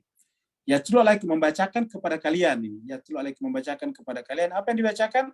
Ayatina, ayat-ayat kami. Wa yuzakkikum, dan mensucikan hati kalian. Wa yu'allimukumul kitab, mengajarkan kepada kalian kitab suci, dalam hal ini Al-Quran. Dari hasilnya melahirkan hikmah. Nah, kalau semuanya kita lakukan, mulai daripada menyimak ayat-ayat Allah yang dibacakan oleh Rasul kepada kita dalam bentuk Al-Quran, lalu kemudian bentuk alam semesta maksudnya, baru kemudian kita berusaha mensucikan diri kita seperti yang diminta ayat ini, menghilangkan kotoran-kotoran, pikiran-pikiran buruk. Maka kemudian baru kemudian kita belajar kitab suci dan mendapatkan hikmah. Nah, terakhir apa? Wa yu'allimukum ma lam takunu ta'lamun. Yu'allimukum, dia Allah akan mengajari kalian ma, apa-apa, lam, yang takunu, kalian tadinya ta'lamun, tidak ketahui. Lam ta'lamu, yang kalian tadinya tidak ketahui. Apa-apa yang tadinya kalian tidak ketahui. Malam takunu ta'lamun. Jadi Allah akan ajarkan kepada kalian. Seperti juga dalam surat Al-Alaq. Ya, surat Al-Alaq kita lihat di sini. Surat 96. Ya. Surat 96, ini kita lihat. Di sini ada dua. Pertama adalah alladzi 'allama bil qalam. Dia Allah mengajarkan kita dengan perantaraan qalam, alam semesta, nabi dan rasul. Tapi bisa juga mengajarkan langsung. Allamal insana. Allamal insana juga mengajarkan langsung kepada manusia malam ya'lam apa yang dia tidak ketahui. Allamal insana, dia Allah mengajarkan al-insan manusia malam ya'lam. Di sini pakai perantara, perantaranya apa? Ini perantara al-qalam. Al-qalam itu bisa alam semesta, bisa nabi dan rasul yang mengajarkan kita, tapi bisa juga langsung kepada Allah. Itulah sebabnya para imam pengganti rasul dua-duanya berlangsung. Rasul bagi dirinya adalah al-qalam, dia menerima ilmu dari rasul, tapi pada saat yang sama Allah juga mengajari langsung. Itulah sebabnya mereka adalah sempurna. Jadi mereka menerima dari orang tuanya sehingga apa yang dimiliki oleh orang tuanya ada pada mereka. Tapi pada saat yang sama Allah juga mengajari para imam itu dengan malam ya'lam, apa yang dia tidak ketahuinya. Gitu. Nah, jadi Bapak Ibu sekalian, kita kesini lagi. Nah, jadi ini tadi adalah dari hadis Imam Shadiq. Ilmu dan amal saling meniscayakan satu sama lain. Barang siapa yang mengetahui dan mengamalkannya, niscaya dia akan mendapatkan ilmu baru. Sedangkan dari Nabi, hadis dari Rasulullah Shallallahu Alaihi Wasallam, barang siapa mengamalkan apa yang diketahui, maka Allah akan merezekikan kepadanya ilmu terhadap perkara yang belum diketahui. Sama tadi ayat-ayat yang kita bahas. Ya. Jadi ini sama saja. Jadi Nabi mengatakan barang siapa mengamalkan apa yang sudah diketahui, maka Allah akan mengajarkan, merezekikan, kita artikan mengajarkan kepadanya ilmu terhadap perkara yang tadinya belum diketahuinya. Jadi inilah bagusnya. Jadi ilmu itu, ilmu ma'rifat, ibadah, ini tidak bisa dipisahkan. Dengan ilmu ma'rifat kita beribadah. Dengan beribadah Allah menambah ilmu kita seperti ayat ini. Ya, begitu kita amalkan, Allah akan tambah ilmu kita. Jadi kita belajar, amalkan, tambah, amalkan, tambah, amalkan, tambah. Jadi belajar terus-menerus. Ya. Begitu kita belajar dan belajar, kemudian kita amalkan dan amalkan, maka kemudian lahirlah ilmu-ilmu baru yang kita sendiri tidak tahu dari mana asalnya. Maksudnya di situ tidak ada gurunya, tidak ada bukunya kita baca, kok tiba-tiba kita paham. Nah, itu ternyata dari Allah Subhanahu wa Ta'ala. Nah, inilah jemaah sekalian terbaik pentingnya disebut dengan ma'rifat tadi. Pentingnya kategori ma'rifat ini. Jadi Bapak sekalian, melalui pembahasan kita ini, Bapak janganlah berputus asa dengan mengatakan, Pak Ustadz, gimana saya bisa ma'rifat sempurna? Saya kan tidak pernah belajar di Hauza, saya tidak pernah belajar di pesantren, saya tidak pernah belajar di UIN, Universitas Islam. Ya, sederhana Bapak sekalian, nabi-nabi juga tidak pernah belajar. Tapi kenapa bisa tahu? Yaitu karena hatinya dipersiapkan sendiri oleh sang Nabi untuk menerima ilmu-ilmu yang datang dari Allah Subhanahu wa Ta'ala, sehingga seperti kata-kata surat Al-Baqarah ayat 31, wa 'allama Adamal asma kullah. Dia mengajarkan kepada Adam. Adam itu siapa? Kita semuanya manusia. Allah siap mengajarkan kepada kita segala sesuatu asalkan kita mempersiapkan jiwa kita ke sana. Nabi datang kepada kita mengajari kita mempersiapkan jiwa kita dengan kata-kata yatlu alaihim ayatihi wa yuzakkihim wa yu'allimuhumul kitaba wal hikmah. Ya, jadi tingkatannya itu. Pertama adalah menunjukkan bahwa segala sesuatu ini hanya merupakan ayatnya, tajalli daripadanya. Setelah itu kemudian kita membersihkan diri kita karena ternyata tidak ada yang ada selain Dia. Setelah itu kemudian kita mempelajari kitab suci dengan hati yang ikhlas, maka kemudian Allah mengajarkan kepada kita al-hikmah. Dan Allah mengatakan dalam surat Al-Baqarah, yu'til hikmata may yasha wa may yu'tal hikmata faqad utiya khairan katsira wa may yadhakkaru illa ulul albab. Allah memberikan hikmah kepada siapa yang dikehendakinya, dan siapa yang diberikan hikmah oleh Allah, maka sungguh diberikan kebajikan yang sangat banyak. Apa itu hikmah? Ilmu tentang hakikat, ma'rifat. Ya. Dan tidak ada yang bisa sampai ke sana illa ulul albab, kecuali kalau dia ulul albab. Yaitu orang yang berakal tetapi tembus kepada alam di belakang alam indrawi ini. Ulul albab namanya. Yang kita sebutkan dengan istilah apa namanya? Yang dengan istilah tadi di sini, gambar kita tadi sini, sains filsafat yang tembus ke sini, Ya, begitu. Nah, Bapak Ibu sekalian, itulah barangkali pembahasan kita pada hari ini, ya. Masih kita lanjutkan nanti insyaallah pekan depan, kita sampai sini. Adalah 23 ya. 23 bulan 7 22. Yang mau bertanya dipersilakan. Assalamualaikum Ustaz. Waalaikumsalam warahmatullahi wabarakatuh. Silakan Pak. Bismillahirrahmanirrahim. Assalamualaikum Muhammad wa alihi wajib. Mazibatin semua. Bismillahirrahmanirrahim. Saat dalam ringkasannya, saat terjadi hubungan mesra dan harmoni antara pencinta dengan yang dicintai tadi, lalu terlihat jamal dan jalannya saat terselak kiswah maknawinya di Arafah. Kemudian kita sambungkan ini pula kepada topik sempurnanya nikmat dan lengkapnya nikmatnya melalui wilayahnya di Ghadir Hum. Maka ini adalah suatu benda yang iblis mati-matian beikrar untuk pastikan anak cucu Adam tak bersyukur pada nikmat-nikmat tadi, agar kita tak capai kepada Anin Naim dan akhirnya kita tidak bersama dengan orang-orang yang diberi nikmat dalam surah Al-Fatihah tadi. Beri hubungan kait tersirat benda-benda ini lebih dalam, Ustaz. Barakallahu fi afwan. Baik, Mas Keser Bahagia. Jadi Mas Keser Bahagia, terima kasih banyak Pak Nur yang bertanya. Jadi kita sampaikan tadi antara ibadah dan ma'rifat tidak bisa dipisahkan. Yes.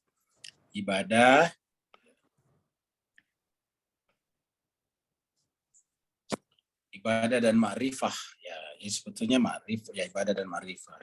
Ya. Kita ganti ya, harusnya di atas ini adalah ma'rifah dulu ya. Ma'rifah itu berjalan sedikit-sedikit, ma'rifah. Dan sini adalah ibadah. Ini tidak bisa dipisahkan, saling kait satu sama lain. Jadi ma'rifah ke ibadah, ibadah ke ma'rifah kan begitu. Dan ini dimulai daripada Iqra tadinya, Iqra. Sekarang Mas Keser, puncak daripada ma'rifah dan ibadah ini, ya, puncak dari ma'rifah dan ibadah ini adalah Arafah. Kita kasih tanda begini, Mas kalian. Ini adalah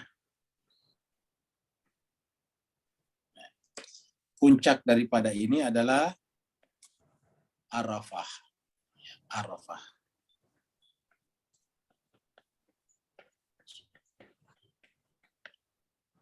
Karena Arafah sudah hakikat tadi. Puncak dari ma'rifat, puncak daripada ibadah di Arafah. Tetapi Arafah sendiri bukan puncak dari segala-galanya. Baru ma'rifat dan ibadah di sini untuk Arafah. Ya, Arafah ini juga sekalian baru mengenal diri kita, baru kita mengenal hakikat. Ma'rifat kan ujungnya hakikat. Jadi ma'rifat, Arafah melahirkan hakikat. Jadi ma'rifat ini adalah Arafah ini adalah hakikat sebetulnya di sini. Kata orang itu ada syariat, tarekat, ma'rifat, dan hakikat yang paling tinggi. Nah sekarang juga sekalian, Arafah ini kita mengenal hakikat diri kita. Bahwa hakikat diri kita itu tidak ada, bergantung kepada Tuhan, dan Tuhan itu karena pengasih dan penyayang mengirim kepada kita Nabi Rasul yang kepadanya kita berwilayah. Makanya Mas Keser Bahagia, ini belum tertinggi. Apa tertinggi di sini adalah wilayah. Ya. Jadi ini adalah wilayah. Wilayah. Ya. Jadi Mas Keser Bahagia, seperti dikatakan Pak Nur tadi, inilah yang paling dibenci syaitan. Ya. Jadi yang paling tidak disenangi syaitan adalah ini. Ya. Yang paling tidak disenangi syaitan adalah wilayah. Itu sebabnya perjalanan dari sini ke sini adalah perjalanan menghajar, melempar syaitan. Ya. Jadi kita di Arafah ini baru seperti dikatakan tadi, tersingkapnya sifat jalaliyah dan jamaliyahnya Tuhan. Karena kita sudah ma'rifat kepada Tuhan. Dalam pengertian sesungguhnya. Ini ma'rifat tadi bertingkat-tingkat juga. Puncaknya di Arafah. Kita sudah mengenal hakikatnya. Yaitu kita bahkan mengenal sifat paling penting dari Tuhan, namanya sifat jamaliyah dan jalaliyah. Nah, Mas Keser Bahagia, karenanya Mas Keser Bahagia mencintai atau berwilayah kepada apa yang ditunjuk Tuhan, kita berwilayah kepadanya, membuat kita menjadi kuat tapi sekaligus indah. Loh kok kenapa? Karena di situ terletak, termanifestasi jalaliyahnya Allah, jalaliyahnya Tuhan melahirkan kekuatan, tetapi di situ juga kita menemukan jamaliyahnya Tuhan, yaitu jamaliyahnya itu adalah keindahan, kelembutan. Jadi kekuatan dan kelembutan. Ada orang lembut tapi tidak kuat, ada orang kuat tapi tidak lembut. Nah itu dia. Ada orang kuat tidak lembut, dia akan menjadi diktator. tiran, ya, otoriter. Ada juga orang yang lembut tapi tidak kuat, akhirnya apa? Menjadi objek eksploitasi daripada kekuatan-kekuatan lain, yaitu syaitan. Nah, supaya kita bisa sampai ke sini, berwilayah kepadanya, maka kemudian ini yang paling tidak disenangi syaitan. Maka jemaah sekalian, di sini syaitan menunggu. Ya, di sini syaitan menunggu. Syaitan menunggu, jemaah sekalian. Maka perjalanan ke sini harus melakukan lontaran ke sini. Harus melontar ke sini. 1, 2, 3 gitu. Ya, jadi harus melontar ke sini. Yang pertama langsung Jumrah Aqabah. Ya. Baru kemudian di tengah, baru kemudian yang kecil. Jadi bertingkat-tingkat di sini. Supaya apa kita bisa sampai ke sini? Itulah sebabnya tadi kenapa ada tadi pertanyaan, kenapa berwilayah bukan di Arafah? Iya, kenapa berwilayah bukan di Arafah? Kenapa mesti di Ghadir Khum? Karena ini perjalanan, maka Mina itu adalah upaya untuk melawan setan. Karena dari Mina nanti selesai kita berjalan menuju kepada Ghadir Khum. Kan dari Mina selesai Ghadir Khum. Coba jemaah sekalian hitung-hitungin. Peristiwa Ghadir Khum tanggal berapa? Peristiwa Ghadir Khum terjadi pada tanggal 18 Zulhijjah. Dari Zulhijjah. Nah, katakanlah perjalanan ke sini adalah kurang lebih 2 hari, ya, atau 3 hari, gitu ya, tahu ya. 2 hari. Berarti apa? Meninggalkan Mekah. Meninggalkan Mekah. Berarti sekitar tanggal 16 Zulhijjah. Sorry. Ini Nabi menunggu di sana sampai 15. Jadi peristiwa Ghadir Khum 18. Tetapi Nabi sampai di sana tanggal 15, menunggu kan 3 hari di sana. Jadi meninggalkan Mekah itu kurang lebih tanggal 13 ya. 13 Zulhijjah. Karena kan sampai di sini sebetulnya tanggal 15 ya. 15 menunggu 3 hari baru 18. 18 itu peristiwa wilayah. Jadi 15 di sana menunggu Nabi 3 hari sampai 18. Kenapa menunggu? Karena Nabi menyuruh yang lewat supaya balik lagi. Yang masih di belakang supaya mempercepat langkahnya. Sehingga Nabi menunggu di sana 3 hari tanggal 18. Siang setelah Nabi berkhutbah, setelah Nabi sholat zuhur asar berkhutbah, baru kemudian mengangkat tangannya Imam Ali dengan mengatakan kata-kata man kuntu maulahu Aliun atau kafahada Aliun maulahu gitu. Allahumma wali man walahu wa adi man adahu ansur man nasaru wahzul man khazalah. Nah, jadi jemaah sekalian 18 terjadinya. Nah, sekarang meninggalkan Mekah kurang lebih tanggal 13 Zulhijjah. Nah, pertanyaan jemaah sekalian, kapan ke hari Arafah? Nah, kita dari bawah sini hari Arafah. Hari Arafah adalah 9 Zulhijjah, kan begitu. Kita tarik ke atas. Kemudian hari Nahar. Ini hari Nahar. Hari Nahar adalah pada saat orang masuk ke Mina dari Arafah, dari Musdalifah. Itu ada tanggal 10 Zulhijjah. Di tanah air di negara kita adalah Idul Adha, salat Id. Kemudian hari Tasyrik. Nah, hari Tasyrik di sini. Hari Tasyrik itu adalah 11, 12, dan 13, sudah benar. Jadi 13 menjelang asar mereka meninggalkan meninggalkan Mina, langsung berangkat pergi ke tempat ini kalau kita lihat. Jadi dia harusnya kan Nabi tinggal di Mekah. Kenapa? Karena Mekah juga kampung halamannya. Tetapi ini adalah satu kesatuan Pak Bos sekalian. Hari Arafah tanggal 9, ya, 9 Zulhijjah. Ibu sekalian bisa kita sampaikan lagi di sini di bawah, satu lagi di sini adalah hari Tarwiyah. Tanggal 8 Zulhijjah. Kenapa kita sampaikan ini? Karena nanti Imam Hussein nanti di sini, Imam Hussein ini meninggalkan ya. Imam Hussein pergi ya.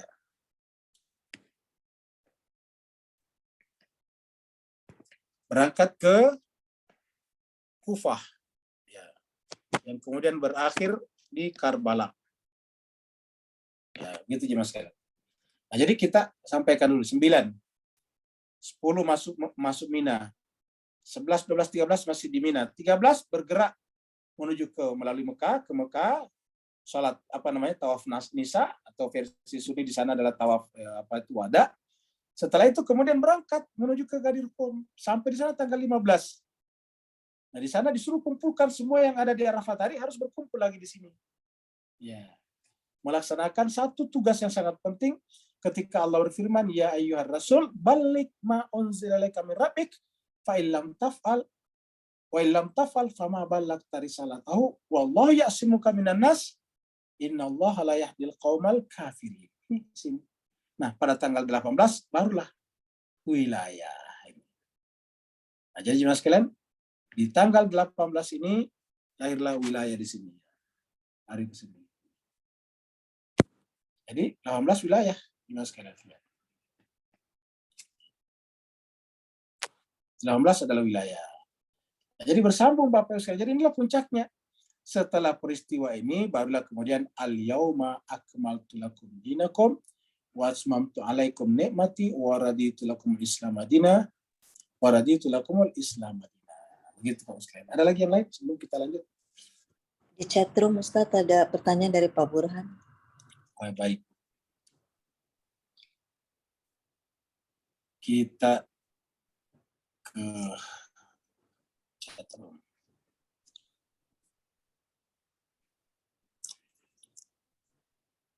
Untuk merealisasikan ibadah hakiki dibutuhkan perjalanan ma'rifat, betul sekali. Pertanyaan 1. Selain para rasul dan a'imah alaihissalam, apakah boleh manusia biasa mencapai ibadah hakiki? Ya. Sebetulnya boleh. Ya. Mencapai ibadah hakiki. Ya. Tetapi jemaah sekalian berbahagia, penilaian itu adalah kepada Tuhan. Penilaiannya adalah Tuhan, maksudnya memberikan penilaian. Apakah ibadah kita sudah hakiki atau tidak, Tuhan? Selama tidak ada pengakuan dari Tuhan atau penilaian dari Tuhan, kita selalu merasa diri kita belum sampai ke sana. Kita selalu merasa humble, merasa masih kotor, masih merasa jauh. Ya. Dan karena tidak ada wahyu yang datang kepada kita, maka kita selalu berpikir bahwa kita belum sampai ke sana. Maka kita akan memaksimalkan effort kita untuk sampai ke sana. Sebetulnya bisa, ya. Coba kita lihat misalnya Imam Khomeini. Kita anggap boleh dikata wali abad modern adalah Imam Khomeini. Orangnya sederhana, tetapi di depan matanya, di depan tangannya, runtuhnya dinasti besar, yaitu dinasti Persia yang berlangsung sudah 1.500 tahun di tangan Pahlavi, dinasti Pahlavi. Runtuh begitu saja. Dan runtuhnya Pahlavi bersama dan runtuhnya pengaruh Amerika, Inggris, dan yang lain. Termasuk Israel, luar biasa. Di tangan satu orang, Imam Khomeini. Tapi ketika ditanya, Imam Khomeini, kamu benar-benar luar biasa, kok bisa? Dia katakan, tidak. Saya ini tidak ada apa-apanya. Saya ini hanyalah debu di kakinya kudanya Imam Ali. Apa yang terjadi ini bukan saya. Ini adalah merupakan gelindingan. Ini adalah merupakan hasil evolusi dari revolusi Imam Hussein di Karbala tadi. Ini kata Imam, saya nggak punya apa-apa, peran apa-apa. Lalu kok buktinya Reza Pahlavi bisa jatuh? Oh, bukan saya menjatuhkan. Terus siapa? Ya dia sendiri, kata dia. Dia melakukan perbuatan-perbuatan yang menyebabkan dia jatuh, kata Imam. Bukan saya menjatuhkannya. Siapalah saya, dikata Imam Khomeini. Saya ini adalah fakir. Nah, seperti itu. Jadi walaupun kita bisa mencapai derajat itu, tetapi perasaan itu tidak boleh ada pada diri kita. Kecuali kalau Tuhan, tapi kalau Tuhan juga datang, juga mengatakan kata kul, seperti kepada Nabi kita, selalu ada kata-kata kul, katakan Muhammad, innani ana basyarun mithlukum. Yang pertama sekali adalah, saya ini adalah manusia seperti kalian. Maksudnya manusia biologis. Punya mata, punya kuping, makan, minum. Bedanya apa? Yuha ilayya. Tapi ada kata apa? Kul. Katakan Muhammad, kul. Innani ana basyarun. Innama ana basyarun. Hanya saja saya ini adalah basyar seperti kalian. Mislukum. Bedanya adalah yuha ilayya annama ilahukum ilahun wahidun. Seperti itu. Ya. Yang kedua, bisakah menguraikan lagi akan makna perjalanan ma'rifat? Ya. Jadi jemaah sekalian, jadi perjalanan ma'rifat ini adalah perjalanan dari, ya ini Mas sekalian. Ini adalah, kita bikin dulu gambarnya Pak Bu sekalian ya. Jadi rentang itu ini paling tinggi, paling rendah. Apa itu paling tinggi? Allah. Jadi, paling tinggi di sini adalah Allah Subhanahu wa taala. Allah. Screen-nya belum ada. Oh, tidak ada. Nah, jadi Mas sekalian kita masuk ke screen dulu.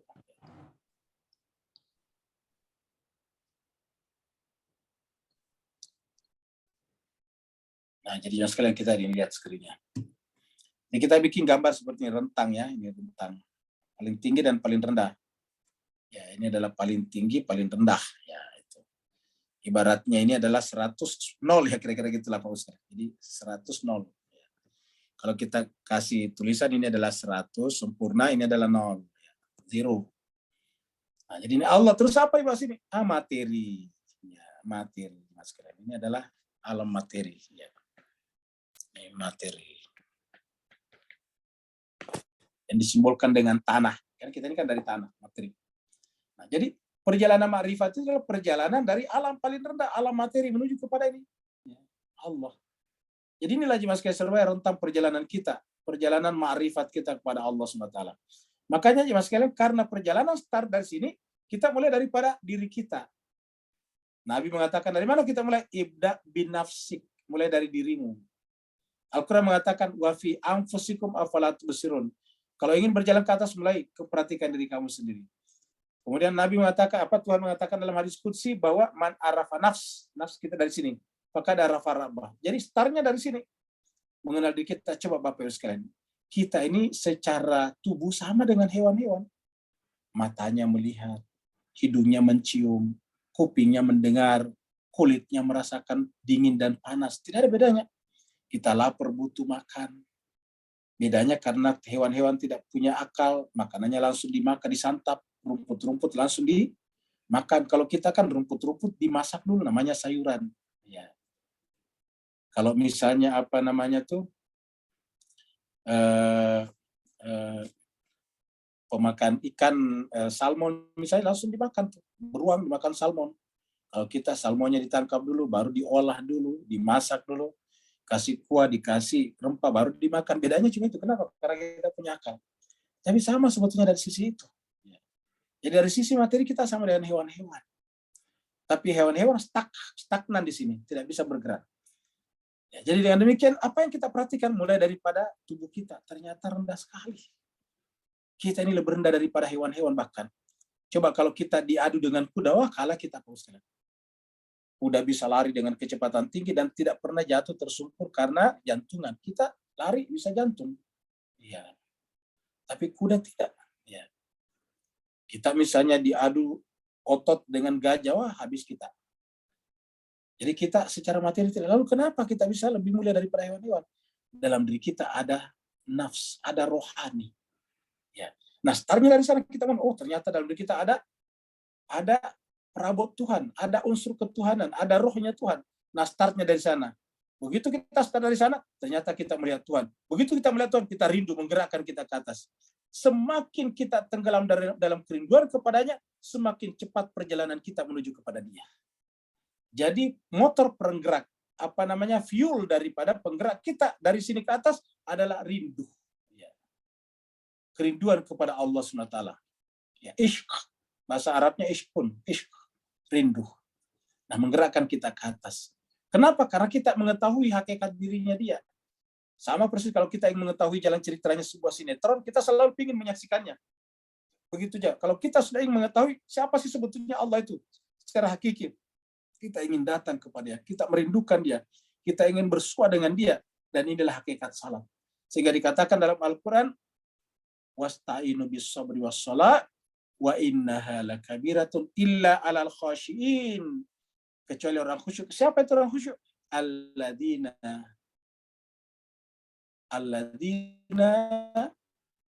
yazunnuna annahum mulaqu rabbihim. Orang yang yakin bahwa perjalanannya dari sini pasti akan mulaqu, pasti akan berjumpa liqa dengan Tuhannya. Jadi inilah perjalanan alam ma'rifat kita. Jadi fuelnya adalah kerinduan, kendaraannya adalah belajar, dan belajar. Maka ma'rifat itu bergerak ke atas. Ya. Ini lagi mas kalian. Sekarang kita balik lagi tadi ke pertanyaan selanjutnya. Ya. Jadi yang pertanyaan ketiga, apakah ada ritual tertentu untuk seorang untuk mencapai ibadah hakiki? Jawabannya tidak ada. Yang maksudnya tidak ada itu, yang ada saja kita lakukan. Misalnya, cobalah menghayati isi daripada doa-doa tawassul. Ya, apa artinya kita menghadapi doa tawassul? Kita tidak bisa sampai kepadanya tanpa melalui dia. Ya wajihan indallah ishfa' lana indallah. Jadi artinya apa? Kita tidak bisa sampai ke sana kalau tidak melalui syafaat mereka. Ya. Kenapa? Karena mereka itu adalah merupakan ya hujjatallahi ala khalqih. Nah itu apa artinya hujjatallahi ala khalqih? Bahwa semua khalq tidak bisa ada kalau tanpa mereka. Itu namanya hujjah. Kalau bukan tanpa mereka, kalau tidak karena mereka, tidak ada khalq. Maka dikatakan, ya hujjatallahi ala khalqihi. Ya. Nah, itu adalah menghayati doa-doa. Itu saya baca doa menghayatinya. Kumail juga begitu doa Kumail. Ya. Ya manismuhu, dah bayangkan. Namanya saja adalah dawa. Ya manismuhu dawa. Wa zikruhu syifa. Wa ta'atuhu gina. Nah, gitu. Nah, jadi begitulah perjalanan ma'rifat. Perbanyak saja baca Al-Quran, baca doa-doa yang sudah kita dapatkan. Pagi-pagi baca doa ahad, di situ kita berjanji dan sebagainya. Doa-doa banyak. Kemudian yang ketiga, apakah ada ritual yang sudah tadi ya? Kemudian yang terakhir dari Bu Yeni. Mohon doanya untuk almarhum Bapak saya, Marli bin Abdul. Terima kasih Ustaz. Ya, sama-sama. Waalaikumsalam warahmatullahi wabarakatuh. Dimakamkan di Ma'la. Oh, di Ma'la ya, di Haji. Maaf Ustaz, masih ada waktu untuk bertanya. Oh ya, silakan. Silakan, Pak. Ustaz, maaf. Saya langsung aja Ustaz. Ya, silakan. Kebetulan ya kalau tidak salah di kalangan kita Ahlul Bait itu malam ini kalau tidak masyhur ya kalangan Ahlul Bait itu bahwa malam itu bertepatan dengan malam Mubahalah kalau 24 Zulhijjah ya, tahun 10 Hijriah. Ya, nah itu terkait dengan hujjah tadi Ustaz ya. Dan wilayah. Kalau ada ungkapan Ustaz, la hajj, tidak ada haji illa bil hujjah gitu. Ya. Nah, ini gimana itu Ustaz mengkaitkannya dengan itu? Karena kebetulan ya sedikit bicara tentang mubahalah sedikit Ustaz. Mohon pencerahannya. Assalamualaikum warahmatullahi wabarakatuh. Waalaikumsalam warahmatullahi wabarakatuh. Cuma sekesar bahagia, sebetulnya ini mubahalah adalah bagian daripada ma'rifat kepada Rasul, ma'rifat kepada imam. Jadi kita tidak bisa berwilayah sebetulnya dengan benar kalau kita tidak ma'rifat kepada Maula. Gitu. Karena hanya dengan ma'rifat kepada Maula, kita akan ma'rifat kepada Rasul. Kita tidak bisa ma'rifat kepada Allah kalau tidak ma'rifat kepada Allah. Jadi itu tingkatannya tadi. Ini kita bahas tadi ini Pak Burhan. Jadi kalau kita bawa kepada Maula tadinya, jadi ma'rifat kita kepada Allah itu bertingkat-tingkat. Jadi ini, ya. Dibawanya Allah di sini, ya. Dibawanya Allah di sini, kita tulis ini, Allah di sini ada Rasul kan? Ya, Rasul. Dibawanya Rasul di sini adalah di para imam, aimah. Ya. Ya. Nah, baru kita di sini cuma sekalian. Ya. Nah, dengan demikian naik ke atas melalui ini Pak. Nggak ada screen-nya. Oh, nggak ada screen. Nanti saya hapus lagi dulu baru saya gambar ya. Saya hapus dulu baru kita gambar ya. Biar kelihatan gambarnya.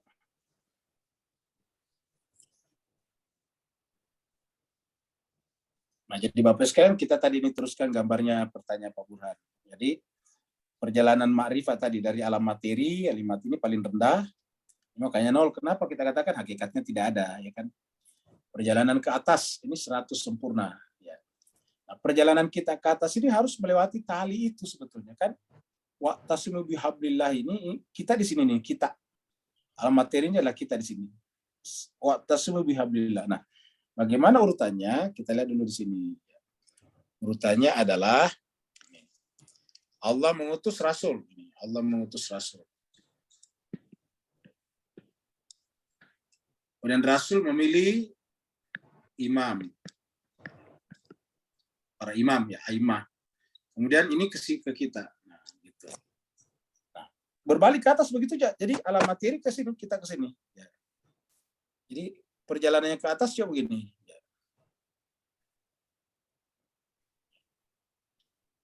Kalau dari atas ini namanya tali, wa tasun bihablillah, ini tali ke bawah untuk menarik kita.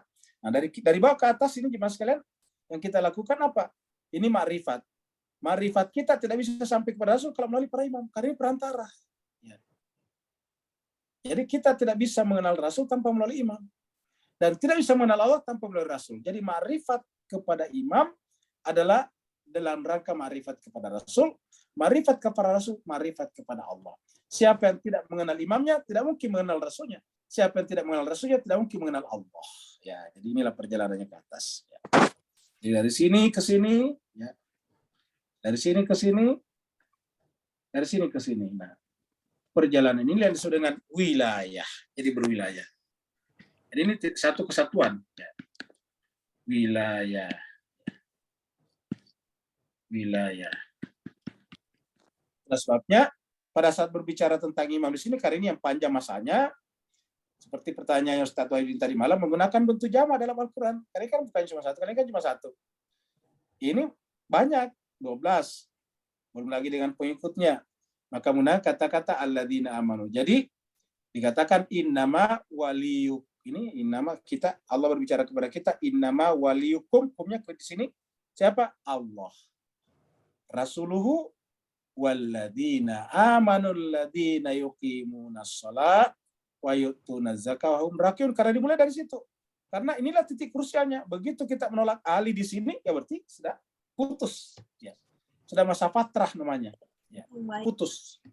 Ya, jadi disinilah masa krusialnya pada yang pertama, yaitu alladzina yuqimunas shalah wa yu'tunaz zakata wa hum rakiun di situ. Begitu itu tidak terpahami, berarti putus di sini. Ya, putus tidak berkesan. Lihatlah saudara-saudara kita yang hanya sampai kepada yang keempat. Ya, Abu Bakar, Umar, Utsman, Ali, sampai itu tidak ada lagi. Ya, akhirnya sampai sekarang nggak ada. Ya, akhirnya sekarang umat Islam sekarang siapa yang pimpin? Ya, Joe Biden. Siapa yang memimpin umat Islam sekarang? Ya, Johnson yang kemarin mundurkan diri di Inggris itu. Pokoknya pemimpinnya umat Islam sekarang, senang atau tidak senang, suka atau tidak suka, ya mereka itu. Oh, saya tidak setuju. Ya, tapi faktanya orang Islam di Indonesia mengakui otoritas daripada Raja Saudi kepada Islam. Nah, berarti kan mengakui juga otoritas Biden. Karena yang mempertahankan kerajaan ini adalah negara-negara itu. Inggris dulu yang bikin. Ya. Nah, jadi dengan demikian Mas Kaiser bahagia, maka begitu dia putus di sini, maka putus. Maka ini tidak boleh putus agar sampai di sini. Inilah tingkatan ini namanya wilayah. Jadi kita tidak bisa berwilayah sampai kepada Allah kalau tidak makrifat ke sini. Karena dengan makrifat ke sini kita akan makrifat kepada Rasul. Makrifat kepada Rasul kalau makrifat kepada Allah. Jadi tidak bisa kita di sini. Contohnya bagaimana kita mengenal Allah kalau bukan Dia memperkenalkan dirinya kepada kita. Tapi pertanyaannya, apakah Allah langsung kepada kita? Ya, apakah Allah langsung ke sini? Jawabannya tidak. Jawabannya seperti ini, Allah mengutus Rasul. Rasul diteruskan oleh imam-imam. Imam-imam itu kemudian melalui ulama yang berkesinambungan sampai kepada kita. Para marja, para alim ulama, para ustadz, asatidz sampai kepada kita. Jadi tertarik ke atas begitu terus-menerus.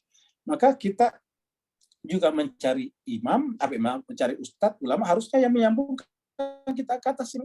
Karena kalau tidak menyambungkan kita ke atas, fatal. Itulah sebabnya wanita-wanita juga kalau menikah harusnya mencari suami yang memiliki ini sebetulnya. Kalau enggak ya bisa putus. Iya. Oleh sebab itulah dia harus berkesinambungan ke atas sampai ke sini. Saya kira begitu Pak Bu sekalian. Kalau tidak ada lagi berarti kita Pak Bu Yani tadi ada minta doa ya. Kita doakan tadi orang tuanya yang sudah 24 tahun meninggal, mudah-mudahan Allah SWT terima di sisinya.